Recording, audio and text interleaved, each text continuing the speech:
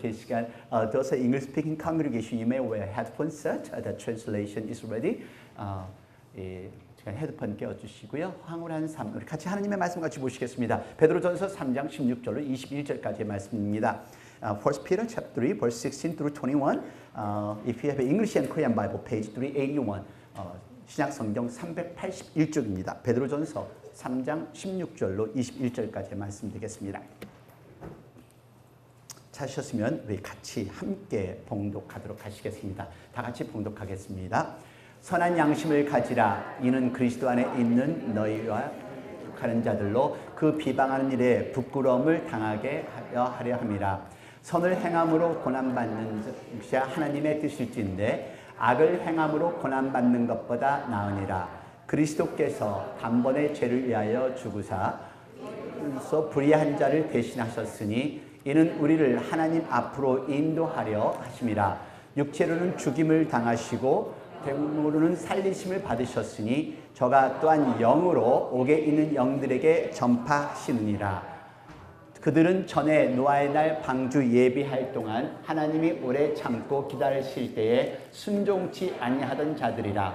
방주에서 무로 말미암아 구원을 얻은 자가 몇 명뿐이니 겨우 8명이라. 물은 예수 그리스도의 부활하심으로 말미암아 이제 너희를 구원하는 편이 곧 침례라. 육체의 더러운 것을 제하여 버림이 아니요 오직 선한 양심이 하나님을 향하여 찾아가는 것이라. 아멘. 오늘 가장 주된 말씀이 21절 말씀입니다. 다시 한번 21절 말씀 같이 봉독하도록 하시겠습니다. 물은 예수 그리스도의 부활하심으로 말미암아 이제 너희를 구원하는 편이 곧 침례라. 육체의 더러운 것을 제하여 버림이 아니요 오직 선한 양심이 하나님을 향하여 찾아가는 것이라. 아멘. 오늘 이 말씀을 선택한 이유가 있습니다. 사실 제가 원래 말씀이 이미 다른 준비가 되어 있었어요. 근데 금요일날 워낙 속상한 일이 생겨가지고 그냥 머리를 갖다가 그냥 어디 접시물에 박고 그냥 죽을까 말까 하다가, 그렇지만 왜 그랬는가? 한 카운티 사람들이 속을 썩여가지고요. 그래서 이 정부 사람이 속을 썩여가지고 그냥 다 막 그냥 때려치고 너무 속상해서 와서 기도를 하다가 성전에서 아니야, 카운티를 보지 말고 십자가를 보자. 목회자인 저도 이렇게 맨날 흔들리는데 여러분들은 얼마나 흔들리시겠어요? 매 순간마다. 그렇죠? 근데 여러분, 이 말씀 준비하면서 느낀 거예요. 여러분 삶이 황홀하세요? 네, 아멘이 굉장히 뜰구세요. 네, 몇 분밖에 안 계신데 삶이 기쁘세요? 저 보지 말고 옆에 분이 한번 보세요. 다 얼굴이 다 찌그러진 얼굴들이에요. 네. 지금 더 이상 기쁨이 없죠. 네. 그냥 감격이랑 흥분이 있어야 되는데 기쁨도 감격도 그냥 살아가시는 그런 얼굴들이세요. 여러분, 바로 지난주에 타일랜드에서 그 구출된 그 12명의 축구 선수와 코치가 인터뷰를 하는 장면이에요. 인터뷰를 하는데 이게 좀 잠깐 줄여주실래요? 조금 줄여야 될 것 같아요. 네. 근데 이 중에 하나 아이가 크리스찬이에요. 근데 크리스찬 아이가 자기가 거기서 동굴에 갇혀 있는데 그 물 속에서 불빛이 비치는데 wow, this is God's miracle. 하나님의 기적이었다. 이렇게 얘기를 하는 그 인터뷰를 들었어요. 근데 이 아이들이 얼마나 기뻐했겠어요. 가운데 사진은 이들을 구출하기 위해서 죽은 이 네이비 실의 사진이에요. 그래서 이들이 병원에서 있으면서 간호사들에게, 가족들에게, 그 기자들에게 너무너무 감사. 갈 때마다 인사, 이게 꼭 불교식 인사라 생각하지 마세요. 이게 그들의 경배를 나타내는 표시니까요. 그러니까 이들이 구조되었을 때, 아니 생존하고 있었을 때 그 전해들은 가족들의 이 기쁜 소식, 이 표정을 한번 보세요. 근데 여러분들 표정은 지금 완전히 죽은 얼굴 표정들이에요. 이런 표정들을 가지고 삶을 살아야 되는데 이 표정들이 왜 없을까? 그러니까 이 아이들이 또 구조되었다고 했을 때 그 좋아하는 이 부모들, 가족들의 모습은 이루 말할 수가 없어요. 그리고 하나 아이가 크리스찬이라고 했잖아요. 이 크리스찬 아이의 그 부모님이 자기가 다니는 교회 앞에서 이런 간증을 해요. 기자들에게 뭐라 하냐면, 우리 아들을 빨리 볼 수 있게 해주셔서 하나님께 감사드립니다. 아들이 동굴에 나와 집에 올 수 있게 돼서 너무너무 기쁩니다. 하나님께서 우리 가정에 주신 사랑입니다. 하나님은 위대한 사랑이시고 하나님이 못하실 일은 없습니다. 불교 나라에서 이런 이야기를 할 수 있다는 게, 또 거기에 머슬림도 많은데요. 이렇게 얘기를 하셨다는 게 저 너무너무 자랑스러운 거 있죠. 그 꼬맹이도 자랑스럽고 이 부모도 자랑스럽고 얼마나 기쁠까요? 근데 여러분 지난주에 같이 말씀 나눴는데 지난주 15일 날 무슨 일이 있었어요? 그게 중요한 일 아니에요. 월드컵 결승전. 우리는 상관이 없지. 우리 한국하고는 전혀 상관이 없지만은 한국이 결승전에 갔었으면은 교회를 안 나오실 분들이 많이 있었었겠죠. 근데 다행히 프랑스와 크로에시아가 경기를 했는데 4대2로 프랑스가 이겼어요. 근데 우리는 예배 드렸잖아요. 이 사람들이 이기고 나서 이 표정을 보세요. 거기서 그냥 뭐 이게 샴페인인지 빗물인지 하여튼 눈물인지 콧물인지는 알 수 없지만 그냥 막 터지고 그냥 이 선수들이 너무 기뻐가지고 황홀해하는 이 장면. 이게 뿐이에요. 그 스테디움을 꽉 채운 사람들도 그렇고요. 프랑스 나라가 막 시가가 어때요? 프랑스 나라가 엎어졌다가 모르죠. 우리는 이쪽에 있었으니까 미국에 사니까 모르지만 파리를 가보신 분은 아시고 파리 가보신 분 이해가 되시나요? 파리? 네. 파리의 거리에 가장 황홀한 길이 상주리의 거리인데요. 이 거리를 꽉 채우고 거기가 불꽃이 터지고 근데 우리들의 삶이 매일매일 이랬으면 얼마나 좋겠어요. 이렇게 기쁘게 멋지게 삶을 살면 좋은데 여러분 여쭤볼게요. 언제가 마지막으로 흥분하셨었나요? When was the last time you were so excited or fascinated about your life? 기억도 안 나죠? 네. 기억이 안 날 수밖에 없죠. 나이가 들어가고 하니까. 그냥 나이 들어가고 시간이 가면은 감정이 둔해지고 느낌도 없고. 지금 남편 부인 보면서 흥분이 되세요? 흥분은커녕 지긋지긋한 왼수 안 죽고 그러신 분도 계실 건데 여러분 사는 게 황홀한 거예요. 지금 이렇게 우리가 예배 드리는 것도 감격스러운 거고 이 삶 자체가 황홀하게 느껴져야 되는데 우리는 황홀함을 못 느껴요. 왜냐면 내가 부닥친 문제가 너무 크니까 그냥 나만 혼자 고생하는 것 같고 나만 혼자 힘들어하는 것 같고 나만 혼자 이 어려움을 겪어가는 것 같이 느끼니까요. 여러분 살아있다는 게 얼마나 황홀한데요. 기쁜 거예요. 사실 어제 금요일 날까지는요. 제 삶이 완전 지옥 같았어요. 이게 목회자인데도 맨날 설교하고 예수님 얘기하면서도 그냥 어떻게 하면 이 카운티에 들어가서 머리를 다 뽑을까? 어떻게 하면 머리를 확 밀어버릴까? 어떻게 하면 보복을 할까? 별 그 생각만 하고 있었지. 그냥 이메일을 90개, 80개 계속 하고 있었으니까요. 얼마나 속이 상하든지. 너무 속이 상하니까 안 되겠다 싶어서 다 컴퓨터를 접고 성전에 왔어요. 성전에 와서 기도를 하기 시작하는데 맞아요. 머리를 뽑을 생각 하지 말고 그들에게 다시 한번 하나님의 사랑을 전도를 전파하면 어떨까? 나는 너를 용서한다 이렇게 쓸까?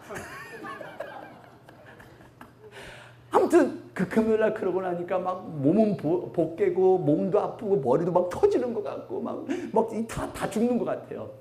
기도를 하고 나서 집에 가서 딱 누워서 말씀을 다시 한번 봅니다. 근데 살아있다는 게 이렇게 있다는 게 이렇게 예배를 드릴 수 있다는 것도 감사하고 생명이 있는 것도 감사하고 이메일을 쓸 수 있는 것도 감사하고 싸울 수 있는 것도 감사하고 근데 우리는 하나님을 볼 생각은 안 하고 문제가 터지면 문제만 바라보니까 그냥 콧물 눈물 흘리면서 비극의 주인공처럼 삶을 살아간다는 거예요. 오늘 여러분 남편 얼굴 바라보지 말고 예수님 바라보세요. 그러면 기쁨이 생겨요. 부인 얼굴 바라보지 말고 예수님 바라보세요. 그러면은 그 부인이 세계에서 최고 예쁜 미스 코리아 같이 보일 거야. 자, 한 소녀가 있었습니다. 나이 18살. 아마 미국 나이로 하면 17살일 거예요. 고등학교 3학년 때 엄마를 잃었습니다. 근데 그러고 나서 엄마를 잃고 심한 우울증에 걸렸어요. 삶을 살아갈 동기가 없었습니다. 너무도 가난한 가정이었고 삶을 살아갈 동기가 없었기에 그냥 달리는 기차에 몸을 던져버렸어요. 달리는 기차에 몸을 던졌는데 그것마저 마음대로 안 된 거예요. 결국은 목숨은 살아났는데 왼팔은 다 잘리고 두 다리가 잘리고 오른손에 손가락 3개만 남았습니다. 그래서 병원에서 살아남은 것도 원망스러웠고 그래서 죽는 것만을 생각을 하고 있었어요. 어떻게 하면 죽을까?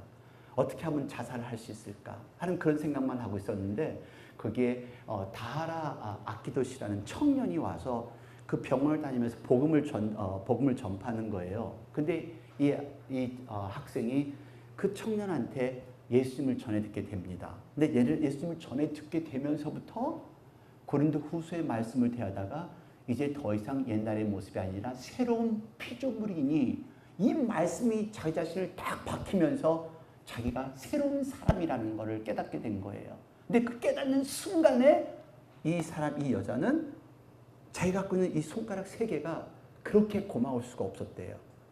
그래서 그 사람의 삶의 자서전적인 간증을 쓴 것이 책 이름이 산다는 것이 황홀하다예요. Life is fascinating. 손가락 3개밖에 남지 않은, 걷지도 못하고 움직이지도 못하는 이 사람이 산다는 것은 황홀하다. 그래서 그날부터 없는 것에 집착하지 않고 내가 가진 것에 감사하면서 살아가는데 그 청년하고 결혼을 했고 그래서 애를 2을 낳았어요. 근데 여러분, 그냥 예수님을 영접하고 알고 예배를 드린다고 해서 모든 삶이 순탄하지만 않은 거잖아요. 오늘 우리들과 지금 예배를 드리면서도 아직도 삶이 순탄하지 않은 분들 많으시잖아요. 왜 갑자기 알지 못하는 병에 걸렸을까? 왜 난 아직도 힘들게 살아갈까? 왜 남편이나 왜 내 자식은, 왜 경제적인 사정은 왜 이렇게 힘들고 어려운 거야? 이렇게 부닥칠 때가 있을 겁니다. 여러분, 그럴 때는 어떻게 하세요? 하나님께 기도하는데 내 기도가 응답이 되지 않는 것 같아요. 그럴 때는 어떻게 하고 계세요? 근데 이 사람도 마찬가지예요. 하나님을 만나서 너무도 기뻤고 손가락 3개만 가진 건 너무도 기뻤는데 이 사람의 자서전 7장에 보면은 감자와 싸운 장면이 나와요. 근데 이 감자를 깎는데 자기가 결혼을 해갖고 남편에게 자식에게 아주 음식을 맛있게 만들어주고 싶었던 거예요. 근데 감자를 들어서 놨는데 감자를 껍질을 벗기려고 하니까 이 감자가 자꾸 떼구로 뒹굴어 가고 떼구로 뒹굴어 가는 거예요. 갑자기 그 순간 그런 거 있잖아요. 아무것도 아닌 순간 자기 이성을 잃어버리는 것. 이 감자마저도 자기를 놀리는 것 같고 이 삶을 인간도 아닌 생명 존재도 아닌 그 감자가 자기를 농락하는 것 같으니까 갑자기 칼을 들고 이 감자를 쫓아다니는 거예요. 그러니까 자기 이성을 잃어버리는 거죠. 그래서 순간 자기 자신을 칼로 찔러서 죽이고 싶다는 생각도 들고 근데 그 순간 이 사람이 어떤 생각이 드냐면은 하나님께 기도를 해야 되겠다 하고서 칼을 놓았어요. 칼을 놓고 하나님께 기도를 하기 시작을 했대요. 여러분, 감자를 위해서 하나님께 기도한다는 건 이거는 상상이나 해보셨어요? 이렇게 기도를 했대요. 저 같은 사람에게도 남편과 자녀를 주신 사랑의 하나님, 사랑하는 남편과 자녀를 위해서 제가 감자 요리를 할 수 있게 해주세요. 저는 이 심정이 이해가 가요. 허리 아프신 분도 이해 가시잖아요. 양말도 제대로 못 신을 때 많잖아요. 양말 신게 해주셔서 감사합니다. 저 기도하고 비슷했던 것 같아요. 감자를 요리할 수 있게 해주세요. 그러니까 그 순간에 마음에 평정이 들면서 감자를 자르는 요 방법이 생긴 거예요. 어떻게 잘랐을까요? 기도를 안 하니까 지금 생각이 안 나시죠? 기도하시면 감자 자를 수 있는 방법이 알아요. 몸으로 감자를 벽에다 대고 그리고서 나머지 손으로 이거를 감자를 먼저 반동강을 냈던 거예요. 그런 지혜. 아무것도 아닌데 몸으로 쥐고 손가락 3개로 반동강에 내서 거기서부터 이제 움직이지 않으니까 감자 껍질을 벗기 시작한 거. 여러분, 환경이 어떻든 상황이 어떻든 우리가 살아있다는 이 자체는 감격스럽고 황홀한 거예요. 죽으면 아무런 느낌도 없고 고통도 없고 눈물도 없고 죽으면 아무런 느낌이 없어요. 여러분, 감사하십시오. 지금 이 순간 내가 호흡할 수 있다는 것, 말씀 들을 수 있다는 것, 돈을 적게 벌어도 내가 살아있다는 이 자체로 감사하는 저와 여러분 되기를 바랍니다. 이 순간도요, 이 순간 다시 돌아오지 않잖아요. 이 순간이 내게 가장 최고의 순간, 다시 돌아오지 않는 최고의 순간이라 생각한다면 이 순간을 최선을 다해 살 수 있는 저 여러분이 될 줄로 믿습니다. 여러분, 그래서 오늘 베드로전서의 말씀이 굉장히 중요한데요. 이 베드로전서가 쓰여질 이 당시만 해도 그 네로 황제의 박해가 너무너무 심했었어요. 초대교인들이 사자밥에 넘어가고 동물밥으로 넘어가고 십자가에 처형당하고 좀 핍박받는 그런 성도들의 그런 상황이었어요. 예수님 믿으면 잘 될 줄 알았는데, 예수님 믿으면 힘받고 잘 살 줄 알았는데 사람들이 죽어가요. 사람들이 핍박받고 죽어가고요. 사자밥에 짐승밥에 죽어가요. 십자가에 처형당해요. 어땠을까요? 오늘 여러분 주변에 지금 여러분들 주변에 어려운 분들 겪으신 분들 보시죠. 어떻게 하실 거예요? 그분들에게 이 베드로가 격려의 편지를 씁니다. 힘내세요. 용기 내세요. 이 시련을 걱정하는 사람들, 문제 있는 그 성도들에게 그리스도가 받으신 고난과 영광을 생각한다면 지금의 고난도 이길 수 있다. 극복할 수 있다. 힘내라. 온전히 서라. 이게 오늘 본문의 말씀이에요. 근데 여러분, 알고 있는 거로만 그냥 우리 신앙생활, 내 삶이 그냥 나아질 거라고 생각하지 마세요. 아까도 말씀드렸지만은 매일매일 저도 싸워야 돼요. 매일매일이요. 매일매일 기도하지 않고, 아니, 목회자인 저는 이렇게 성경도 맨날 대하고 맨날 기도도 하면서도 언제는 속이 터지고 언제는 속상한데 여러분들은 오죽하시겠어요. 매일매일 사회와 부닥쳐야 되고 매일매일 세상 사람들과 부닥쳐야 되고 매일매일 삶과 싸워야 되는데 어떻게 이겨나가시겠어요? 그러니까 이게 예수님을 알고 있다는 이 자체가 나를 변화시키지 않아요. 그래서 오늘 본문 말씀은 중요합니다. 여러분, 예수님 확실히 하시기를 바랍니다. 확실히요. 자, 18절 말씀 다시 봉독합니다. 그리스도께서 단번에 죄를 위하여 죽으사 의인으로서 불의한 자를 대신하셨으나 이는 우리를 하느님 앞으로 인도하라 하심이라. 육체로는 죽임을 당하시고 영으로는 살리심을 받으셨으니. 여러분, 전쟁 같은 삶이에요. 뉴스를 대할 때마다 우울하고 이게 정말 앞으로 나라가 어떻게 될지, 경제가 어떻게 될지 별 생각이 다 들어요. 살인 행위 있고 전쟁 있고, 아니 그냥 여러분 지난주에 뉴스 보셨어요? 그냥 동네 DC에 있는 그 동네에서 애들이 생일 파티 하는데 거기에 갑자기 자동차 하나 딱 쓰더니 4명이 나와서 그냥 총을 후려댄 거예요. 10살짜리 아이가 엄마 품에서 있다가 그냥 총 맞아서 죽었어, 그냥요. 근데 이 아이가 죽어가면서 쉬고하는데 엄마 걱정하지 마, 그냥 I feel burning sensation, 그냥 뭐가 타는 것 같아. 엄마 품 안에서 생일 잔치 하는데 이런 뉴스를 대할 때마다요, 전 정말 세상이 막 싫어져요. 어떻게 해야 될까라는 그 안타까움도 들고요. 여러분, 우리가 매일매일 살아갈 때 좌절될 수 있고 실망될 수 있고 포기하고 싶을 때가 있어요. 힘이 들고 짜증나고 원망스러울 때가 있어요. 그럴 때 어떻게 하는가? 나를 위해 돌아가신 이 예수님을 기억하세요. 문제에 집중하지 말고요. 여러분, 내 문제 내가 해결할 수 없어요. 내가 어떻게 해결하겠어요? 내 자녀 문제 어떻게 해결하겠어요? 내 건강 문제 내가 어떻게 하면 해결할 수 있겠어요? 여러분, 세상이 나를 잡아당기면요, 세상의 아름다움을 볼 수가 없어요. 오늘 여러분, 이 장미 이거 진짜 같아요, 가짜 같아요? 진짜가 이런 게 어디 있어요? 이렇게 꺾어지는 게.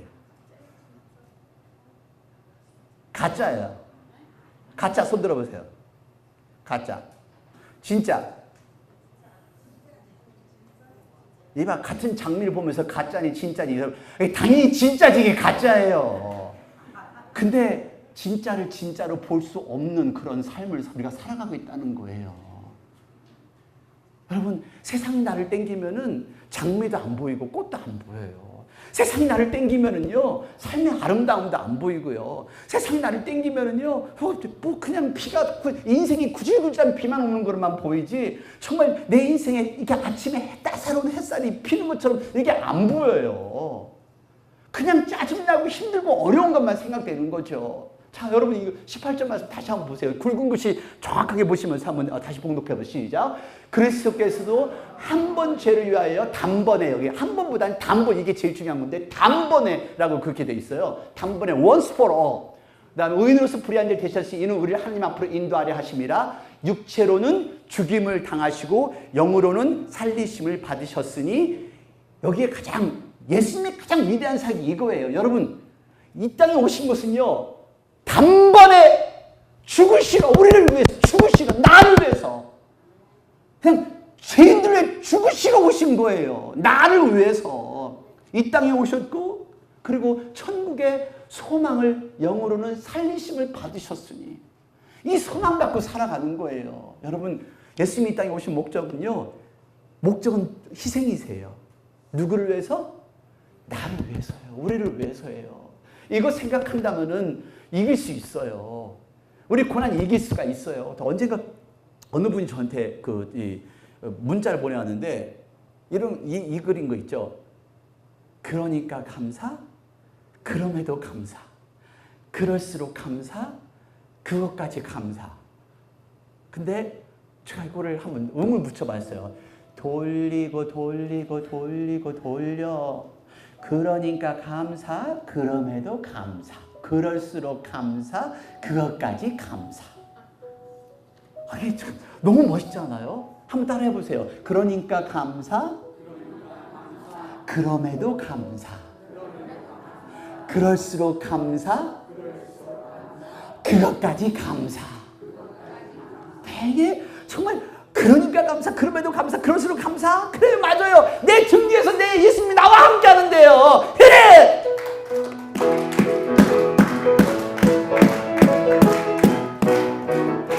나의 등 뒤에서, 나의 등 뒤에서 아멘. 나를 도우시는 주, 나의 인생 길에서 아멘. 지치고 고나여 내일처럼 주저앉고 싶을 때 나를 밀어주시네 아멘.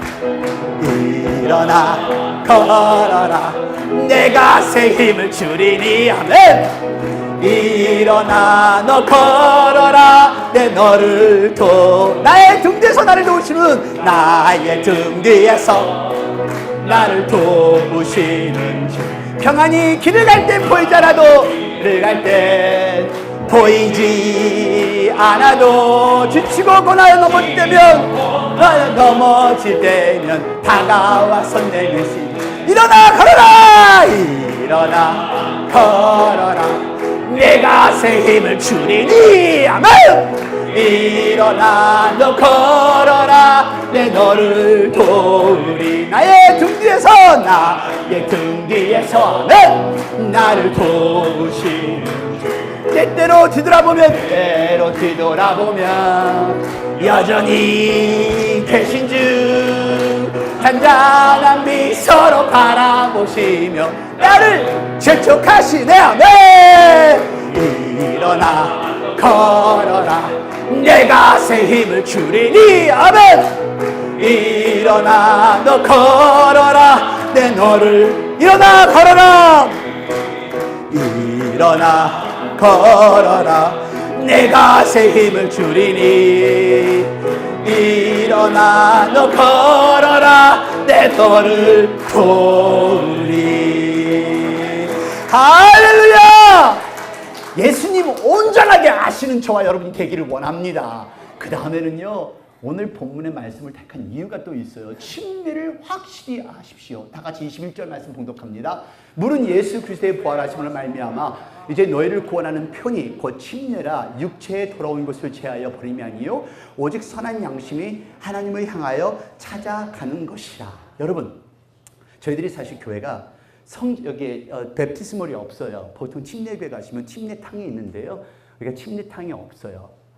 그래서 우리가 수양회를 가서나 침례를 드렸는데요. 지난 3년 동안 우리가 수양회를 못 갔기 때문에 침례를 드리지 못했습니다. 근데 여러분 이 침례식이라는 걸 한번 생각해 보세요. 오늘 본문에 나온 침례라 육체의 더러운 것 취하여 버림이 아니요 오직 선한 양심이 하나님을 향하여 찾아가는 것이라. 이 침례식은요 여러분 결혼식과 같은 침례식이에요. 자, 결혼식을 한번 생각해 보세요. 서로 소개해서 만났습니다. 그리고 데이트를 하면서 사랑에 빠집니다. 그리고 청혼을 합니다. 사랑한 걸 알아요. 그래서 청혼을 하는 거예요. 그리고 마지막 결혼식을 통해서 하나님과 여러 증인 앞에서 이제 우리가 부부가 되었습니다를 공개하는 겁니다. 사실 그 뒤부터는 생활이 황홀하고 너무너무 기쁘죠. 마지막 결혼하신 분 누군가요, 여기? 여기, 네. 어떻게, 지금 아직 황홀하신가요, 신혼? 그럼요? 네. 부인도 그러신가요? 네. 두 분이 짜고 하신 얘기 같아요. 하여튼, 하여튼 여기 사랑에 빠졌어요. 청혼을 했어요. 결혼식을 하고 나니까 거기서부터 황홀한 삶을 시작하는 거예요. 똑같아요. 여러분, 침례식이라는 것이요, 예수님을 알았어요. 그 예수님을 영접했어요. 이제 구원함을 확신했어요. 침례식을 통해서 나는 구원함을 받은 사람, 물속에 장삼난 옛날 모습을 죽이고 나는 물속에서 나오면서 나는 새로운 모습으로 된 사람, 이게 침례식이에요. 네, 침례식이 구원을 주는 게 아니에요. 침례가, 세례가 구원을 주는 게 아니에요. 이미 구원을 받은 사람이 그 침례식을 통해서 내 신앙을 선포하는 게 이게 침례식이에요. 그래서 여러분, 공개적으로 이 발표를 하는 건데요. 믿음으로 구원받은 사람이 참여하는 것은, 오늘 이렇게 본문 19절 말씀 보시면은 베드로는 이 침례를 노아의 방주의 사건으로 연결을 시켰어요. 20절 말씀 같이 봉독해 보실까요? 다 같이. 그들은 전에 노아의 날 방주 예비할 동안 하나님이 오래 참고 기다리실 때는 순종치 아니하던 자들이라. 방주에서 물로 말미암아 구원 얻은 자가 몇 명뿐이니 겨우 8명이라. 자, 그 당시에 살아남은 사람은 8명, 방주에 들어간 사람은 8명. 근데 그 사람들은 어떻게 해서 들어갔을까? 방주에 어떻게 들어갔을까? 믿음으로 들어갔죠. 믿음으로 들어가서 방주에 들어가서 살아난 거예요. 근데 거기 살아남지 않은 사람들, 그 사람들이 오늘 여기 19절 말씀이에요. 여기 19절 말씀 여기 보시면은, 여기 보세요.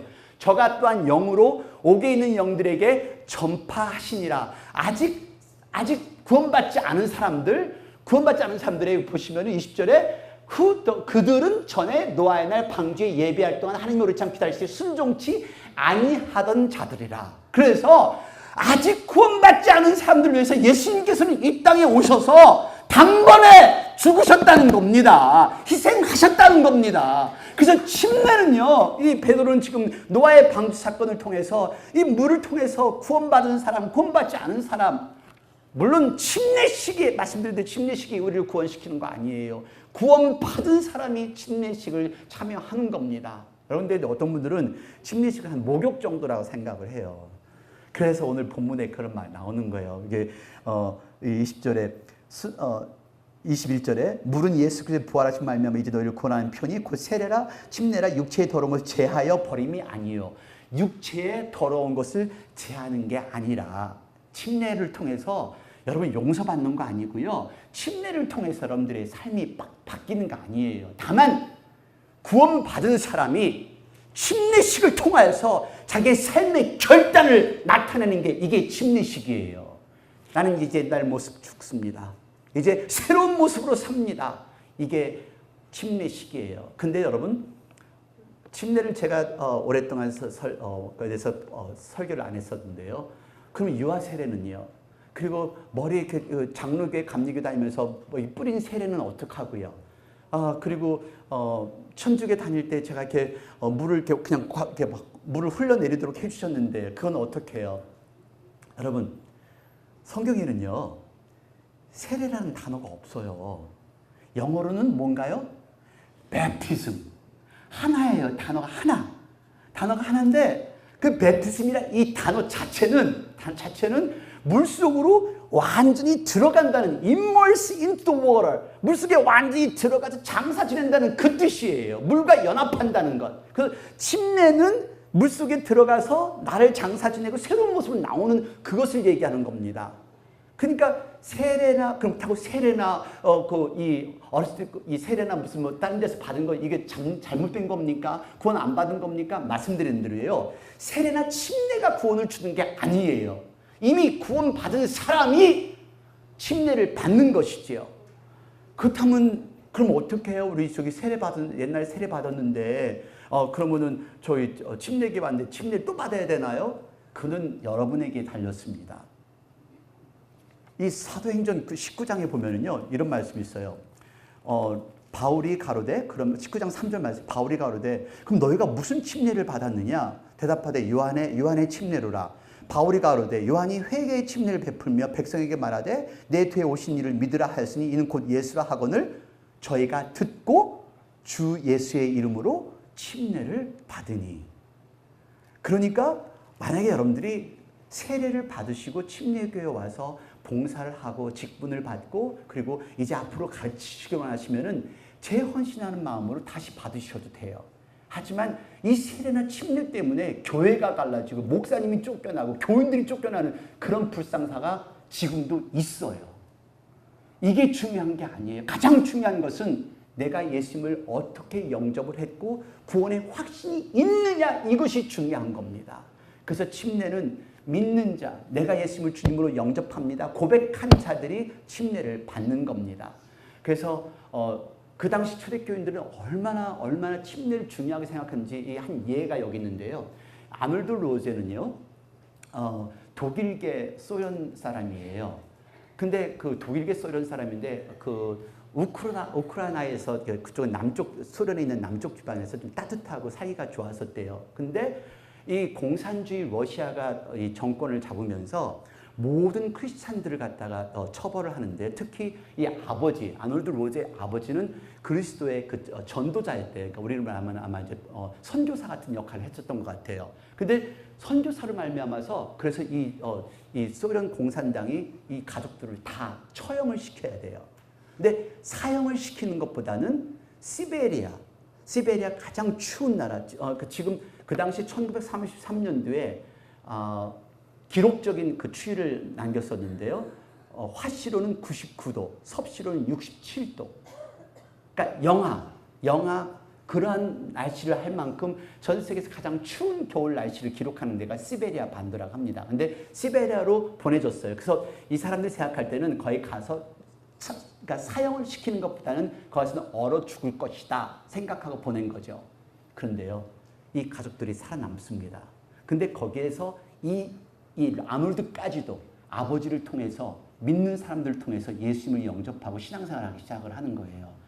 그 뒤로 신앙생활을 하는데 KGB에다가 체포당하고 물고문도 당하고 뭐 살도 찢기는 거 당하고 채찍 맞고 투옥당하는 엄청난 어려움을 겪다가 결국은 서독 정부에서 돈을 줘서 탈출, 망명이 되었다고 합니다. 1972년에요. 그러면서 이 사람이 간증을 하러 가는 게 한국 온 게 아니라 한국은 나중에 왔고 일본에 가서 간증을 하기 시작을 했대요. 근데 이 사람들이요, 이 사람의 그 간증서에 책이 있는데요. 그 책에 이런 이야기가 있습니다. 나는 유년기도 소년기도 없었습니다. 우리가 경험한 수용소 생활은 한마디로 말하면 동물 이하의 생활이었습니다. 11살부터는 어른과 같이 노동이 부과되기 때문에 어린이는 10살까지입니다. 나의 기억으로는 시간만 있으면 나무 열매나 풀뿌리 어쨌든 먹을 수 있는 것이라면 무엇인지 찾아다녔습니다.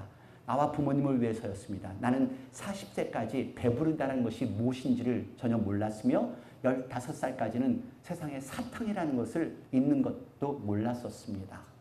이렇게 삶을 살았대. 그런데요, 이 사람이 간증서를 썼어요. 그 간증서가 책이 시베리아의 불꽃이라는 책이에요. 그러니까 완전한 책은 아닌데 지금은 책으로 나왔겠죠.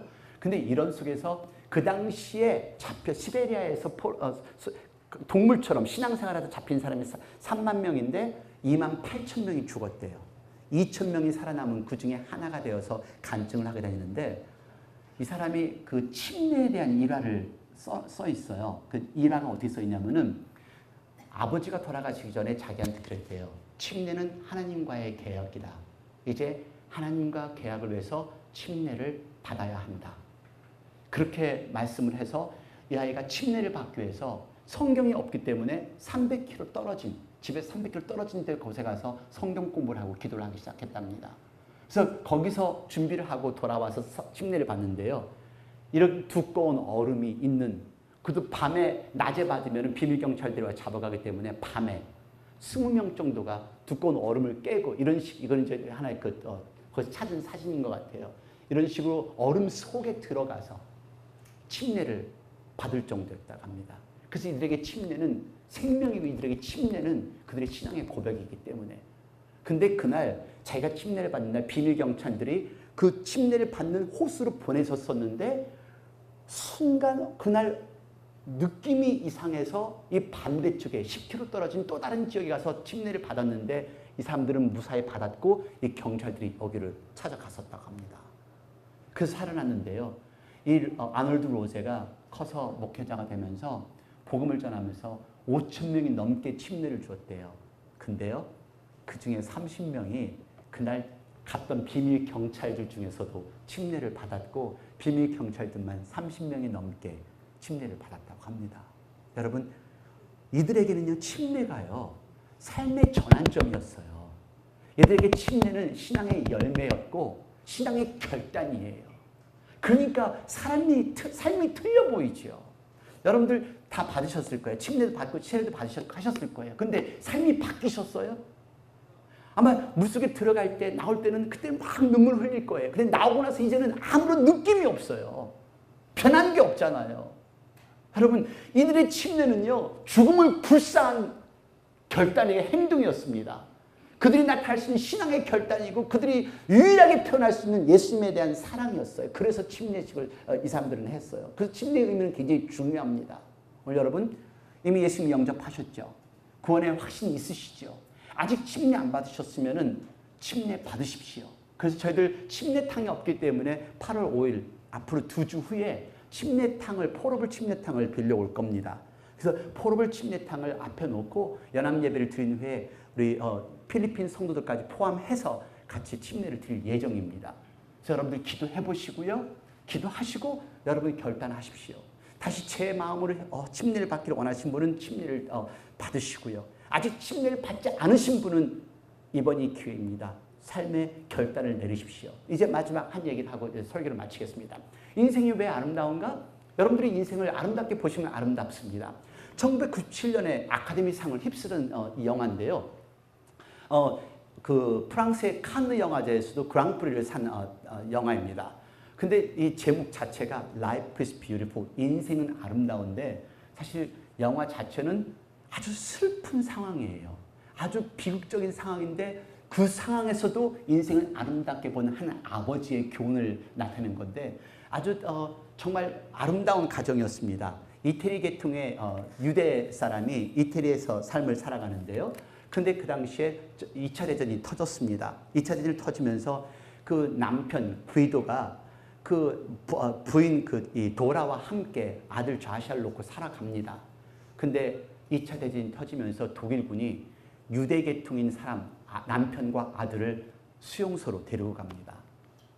이런 비극이 터지기 시작해요. 그런데 이 아빠는 항상 아들에게 가르치기를, 아들아, 아무리 처한 현실이 이러해도 인생은 정말 아름다운 것이란다를 항상 가르치던 아빠였습니다. 근데 어느 날 나치가 와서 남편과 아들을 데리고 갑니다. 그걸 본 유대인이 아닌 부인 도라도 그 남편을 타고 가는 그 기차에 자기도 수용소형으로 같이 기차에 올라타요. 그 아들과 남편을 찾으러요. 근데 수용소에 도착했습니다. 수용소에 도착한 이 아버지가 아들에게 뭐라고 하냐면요, 이 수용소 생활에서 포기하지 않게 하려고, 그리고 용기를 잃지 않게 하려고, 두려워하지 않게 하려고, 아들아, 요즘 말하는 리얼리티 쇼처럼 이거는 게임이야. 네가 여기서 잘 참고 이기면은 너는 네가 원하는 탱크를 받을 수가 있을 거야. 그리고 우리는 게임에 선발된 사람들이야. 저는 이게 정말로 가슴 뭉클했어요. 어쩌면 우리가요, 선발된 사람들이에요. 네, 선발된 사람인데 지금 우리 이 경기를 지금 하고 있어. 인생이라는 경기를 지금 주자들이에요. 근데 너는 게임에 선발되고 얘기를 하는데요. 그러면서 이 아이한테 그래요. 너가 규칙을 잘 지켜서 1000점을 따면은 네가 좋아하는 탱크를 받을 수 있을 거야. 어쩌면 이렇게 말하면 어떨까요? 여러분들이 신앙생활 잘하고 잘 참으면 여러분들이 원하시는 천국을 받을 수 있을 거예요. 아니, 이미 천국은 받아줬어요. 하지만 하나님께서는 당신을 천국에서 칭찬하실 겁니다. 1000점을 받으면요. 자, 그렇게 기뻐하는 조아시아한테 엄마는 계속 아들하고 이 남편의 상황을 걱정합니다. 그러니까 이 아빠가 어떻게 해서 방송팀에 들어가가지고요, 방송국에다가 방송을 하면서 얘기를 합니다. 이것도 막 너무 카믹하게 아들을 위해서, 안녕하세요 공주님, 우리는 잘 있습니다. 오늘도 잘 계시나요? 그 얘기를, 목소리를 들은 이 부인이 그러고서 좋아합니다. 항상 당신만 생각해라는 이런 메시지를 보내는데요. 그런데 이 수용소에 있으면서 이 남편에게 전해드린 게 전쟁이 끝났다는 소식이 전해들었습니다. 근데 전쟁이 끝났는데 그날 아직 나치군들이 있기 때문에 탈출하겠다는 그런 각오를 합니다. 그래서 이 아이에게 마지막 부탁을 합니다. 아들아, 아무리 현실이 어려워도 인생은 아름다운 거야. 이제 내 말 잘 들어 하고서 이 아이에게 박스에 집어넣습니다. 네가 이 박스에 들어가 있고 아무도 없을 때까지 기다리면은 넌 최후의 승리를 할 수가 있어. 그리고 내가 저 사람들 딴 곳을 유인할 테니까 너는 여기에 박스에 그대로 있어야 된다 하고 이 아들을 남겨놓고 갑니다. 부인을 찾으러 갑니다. 근데 게스타포한테 붙잡힙니다. 게스타포에 붙잡히는데 이 아들은 박스 속에서 무슨 일이 일어나고 있는가를 쳐다보는 장면이에요. 근데 게스타포에 잡혀서 박스 앞을 지나가는데 박스 앞을 지나가면서도 이 아빠는 아들에게 용기를 심어주기 위해서 우리는 게임을 하는 거야 하고서 아들에게 눈짓을 표현하면서 웃는 표정으로 보여줍니다. 이 박스를 지나가는 순간 게스타포의 총에 의해서 사살됩니다. 아들은 아빠의 소식을 전혀 모릅니다. 자, 영화의 마지막 부분 같이 보시겠습니다.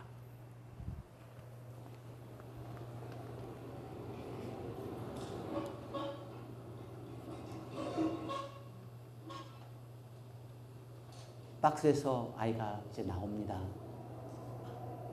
아빠가 얘기한 대로 아무도 없을 때까지 기다렸다가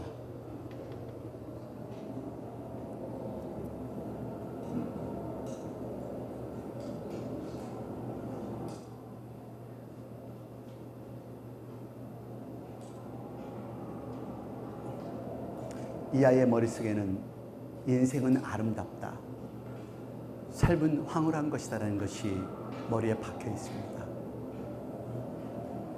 전쟁의 마지막 끝난 종식 속에서도 불구하고 그는 그의 삶을 찾아갑니다. 순간 그에게 다가오는 물체가 있었습니다.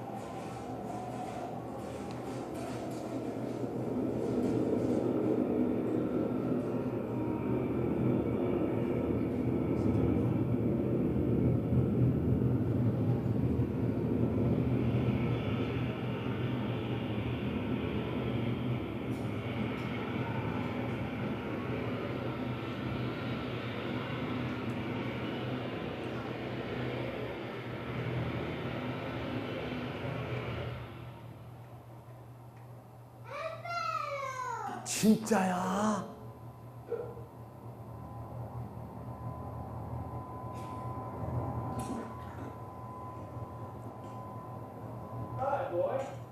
헤이 꼬맹아, 너 혼자야? 네 이름이 뭐야? 내가 무슨 말 하는지 못 알아듣는구나. 오케이, 내가 라이드 줄게. 이리 올라와.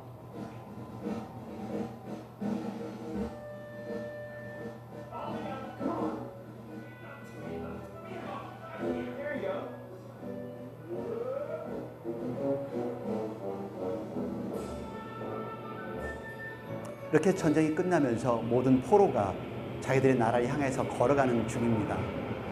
이 아이는 자기 상금으로 탔다고 생각하는 탱커 위에서 마냥 기뻐합니다. 그렇게 가는데 자기 엄마를 만납니다.